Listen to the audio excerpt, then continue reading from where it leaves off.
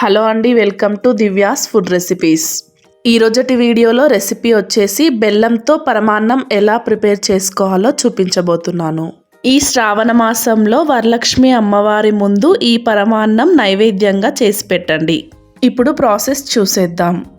ఇక్కడ ఒక గిన్నెలోకి ఒక టీ గ్లాస్ బియ్యం తీసుకొని 2 సార్లు వాష్ చేసుకొని ఒక గ్లాస్ వాటర్ పోసి పక్కన పెట్టుకోవాలి. ఇప్పుడు స్టవ్ వెలిగించి ఒక మందపాటి గిన్నెను పెట్టుకోవాలి. గిన్నె హీట్ అయ్యాక 2 to 3 టీ స్పూన్స్ నెయ్యిని వేసుకోవాలి. నెయ్యి కొంచెం వేడయ్యాక కొన్ని డ్రై ఫ్రూట్స్ వేసుకొని బాగా వేయించుకోవాలి. ఇక్కడ మన ఇష్టం, ఇంకా వేరే డ్రై ఫ్రూట్స్ కూడా వేసుకోవచ్చు. ఇప్పుడు ఈ dry fruits golden brown colour వచ్చాక తీసి వేరే బౌల్లోకి వేసుకోవాలి.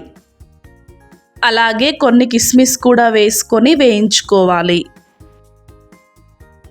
వీటిని కూడా మనం ఇందాక ఫ్రై చేసుకున్న డ్రై ఫ్రూట్స్లోకి వేసుకోవాలి. ఇప్పుడు ఇదే గిన్నెలోకి ఏ గ్లాస్తో అయితే బియ్యం తీసుకున్నానో అదే గ్లాస్తో 3 గ్లాసులు పాలని పోసుకోవాలి. అలాగే అదే గ్లాస్తో 2 గ్లాసులు వాటర్ని పోసుకోవాలి.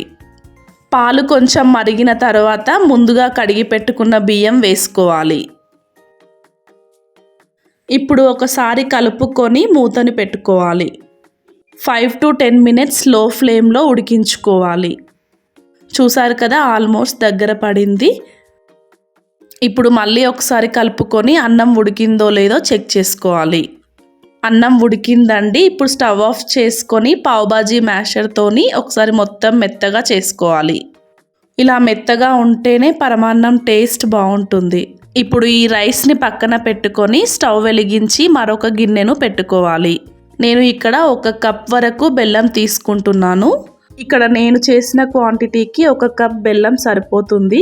అలాగే కొద్దిగా వాటర్ని వేసుకొని మరిగించుకోవాలి.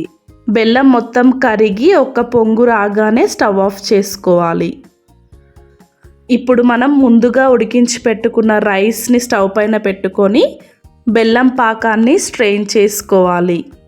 ఇలా స్ట్రెయిన్ చేసుకోవడం వల్ల ఏదైనా డస్ట్ ఉంటే పోతుంది. ఖచ్చితంగా బెల్లంలో కొంచెమైనా డస్ట్ ఉంటుందండి, అందుకే స్ట్రెయిన్ చేసుకోవాలి. ఇప్పుడు అంతా కలిసేలా బాగా కలుపుకోవాలి. కొంతమంది ఇలా పాకం కాకుండా డైరెక్ట్గా బెల్లం కూడా వేస్తారు. కాకపోతే బెల్లం కరిగే వరకు టైం పడుతుంది కాబట్టి పాల వల్ల విరిగే ఛాన్స్ ఉంటుంది. ఇప్పుడు 2 టీ స్పూన్స్ నెయ్యి, అలాగే మనం ముందుగా ఫ్రై చేసి పెట్టుకున్న డ్రై ఫ్రూట్స్ కూడా వేసుకొని కలుపుకోవాలి. ఇక్కడ ఇలాచీ పౌడర్ కూడా వేసుకోవాలండి, కాకపోతే నేను మర్చిపోయాను. ఫైనల్గా స్టవ్ ఆఫ్ చేసుకొని వేరొక బౌల్లోకి తీసుకోవాలి. ఇంతేనండి, ఈ పరమాన్నం చాలా ఈజీగా సింపుల్గా చేసుకోవచ్చు. అలాగే టేస్ట్ కూడా చాలా బాగుంటుంది. కరెక్ట్ కొలతలతో చేస్తే పరమాన్నం పర్ఫెక్ట్గా వస్తుంది. ఈ వీడియో కనుక మీకు నచ్చినట్లయితే లైక్ చేయండి, మీ ఫ్రెండ్స్ అండ్ ఫ్యామిలీ మెంబర్స్కి షేర్ చేయండి. ఇలాంటి మరిన్ని రెసిపీస్ కోసం మన దివ్యాస్ ఫుడ్ రెసిపీస్ ఛానల్ని సబ్స్క్రైబ్ చేసుకోండి.